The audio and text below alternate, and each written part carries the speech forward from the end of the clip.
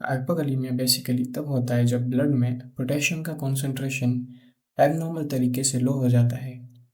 इसके काफ़ी रीजंस हो सकते हैं, जैसे पोटेशियम का इनटेक या एब्जॉर्प्शन कम हो जाए, या पोटेशियम एक्स्ट्रासेलुलर फ्लूइड से सेल्स के अंदर शिफ्ट हो जाए, और या फिर पोटेशियम का आउटपुट ज़्यादा हो जाए। चलिए इसको डिटेल में समझते हैं। Causes of hypokalemia. सबसे पहले कॉज है डिक्रीज्ड पोटेशियम इनटेक। जैसे अगर अपना पोटेशियम फ्री आईवी सॉल्यूशंस का एक्सेसिव यूज़ किया है तो पोटेशियम लेवल लो हो सकता है। दूसरे कॉज है पोटेशियम का सेल्स के अंदर शिफ्ट हो जाना, जो एल्कलोसिस में होता है। एल्कलोसिस में ब्लड का पीएच लेवल नॉर्मल से ज़्यादा होता है और इस वजह से हाइड्रोजन आयंस सेल्स से ब्लड में शिफ्ट होते हैं। इस प्रोसेस में पोटेशियम आयंस ब्लड से सेल्स में शिफ्ट हो जाते हैं ताकि इलेक्ट्रिकल न्यूट्रलिटी मेंटेन रहे। इससे ब्लड में पोटेशियम की कॉन्सेंट्रेशन कम हो जाती है।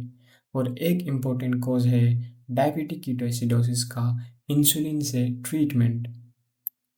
इंसुलिन ग्लूकोज को सेल्स में ट्रांसफ़र करता है और साथ ही पोटेशियम को भी सेल्स में शिफ्ट करता है, जिससे ब्लड में पोटेशियम लेवल्स कम हो जाते हैं।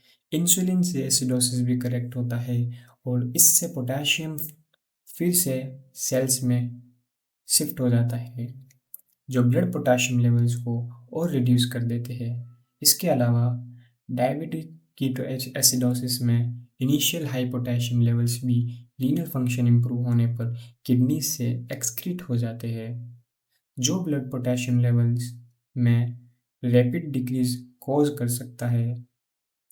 Actual total body potassium loss के कॉज में शामिल है एक्सेसिव यूज ऑफ मेडिकेशन, जैसे डायूरेटिक्स, कॉर्टिकोस्टेरॉइड्स या inhaled albuterol, increased secretion of aldosterone जैसे कुशिंग सिंड्रोम में, वॉमिटिंग, डायरिया भी पोटेशियम लॉस कॉज कर सकते हैं।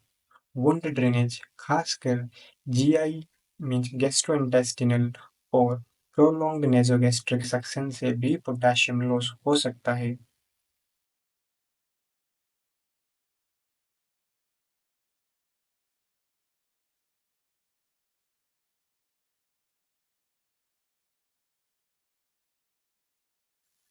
एक्सेसिव डायफोरेसिस मीन्स स्वेटिंग से, या किडनी डिसीज जो पोटेशियम रीअब्जॉर्प्शन को इम्पेयर करे, ये सब पोटेशियम लॉस के कॉज है। इनएडिक्वेट पोटेशियम इंटेक भी एक मेजर रीज़न है, जैसे फास्टिंग या nothing bye mouth status. Potassium का सेल्स के अंदर शिफ्ट होना, जो एल्कलोसिस या हाइपर इंसुलिनिज्म में होता है। डाइल्यूशन ऑफ सीरम पोटेशियम, जैसे वाटर इंटॉक्सिकेशन या ivy therapy with potassium deficient solutions. अब आते हैं साइंस और सिम्टम्स पर। कार्डियोवैस्कुलर सिम्टम्स में स्टेडी, वीक या इरेगुलर पल्स और वीक पेरिफेरल पल्सेस होती है। आपको ऑर्थोस्टैटिक हाइपोटेंशन और डिसरिथमियाज भी मिल सकती है। रेस्पिरेटरी सिस्टम में शैलो इनएफेक्टिव रेस्पिरेशंस होती है, जो प्रोफाउंड स्केलेटल मसल वीकनेस की वजह से होती है, और ब्रीथ साउंड भी डिमिनिश्ड हो जाते हैं। न्यूरोमस्कुलर सिम्टम्स में एंजाइटी, लेथार्जी, कन्फ्यूजन, कोमा और स्केलेटल मसल वीकनेस के साथ लेग क्रैम्प्स शामिल है। Deep tendon hyporeflexia, loss of tactile discrimination और पैरेस्थीसिस भी हो सकती है। गैस्ट्रोइंटेस्टाइनल सिम्टम्स में decreased motility, hyperactive to absent vowel sounds, paralytic ileus, nausea, vomiting, constipation और abdominal distension आते हैं। अगर लेबोरेटरी फाइंडिंग्स की बात करें तो सीरम पोटेशियम लेवल 3.5 मिली इक्विवेलेंट पर लीटर से कम होता है और ईसीजी में कुछ स्पेसिफिक चेंजेस दिखाई देते हैं, जैसे एसटी डिप्रेशन, शैलो फ्लैट या इन्वर्टेड टी वेव्स और prominent you waves.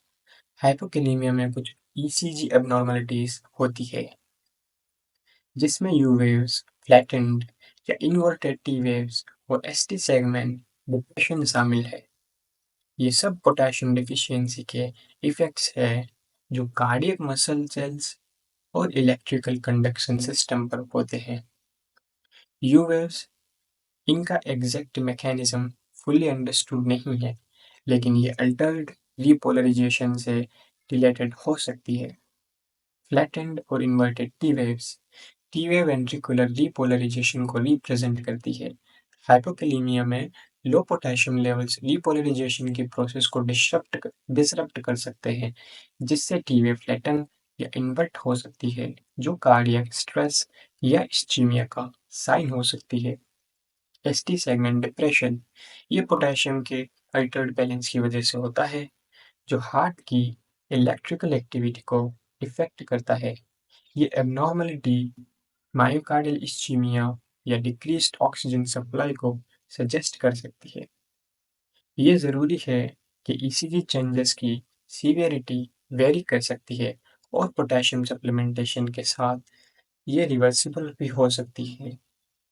Potassium levels को मॉनिटर करना और मैनेज करना एसेंशियल है ताकि कार्डियक कॉम्प्लिकेशंस प्रिवेंट की जा सके। इंटरवेंशंस में इलेक्ट्रोलाइट वैल्यूज मॉनिटर करें, पोटेशियम सप्लीमेंट्स एडमिनिस्टर करें, orally या intravenously as prescribed। Oral potassium supplement से नौसिया और वॉमिटिंग हो सकती है, इसलिए एम्प्टी स्टोमक पर नहीं लेने चाहिए।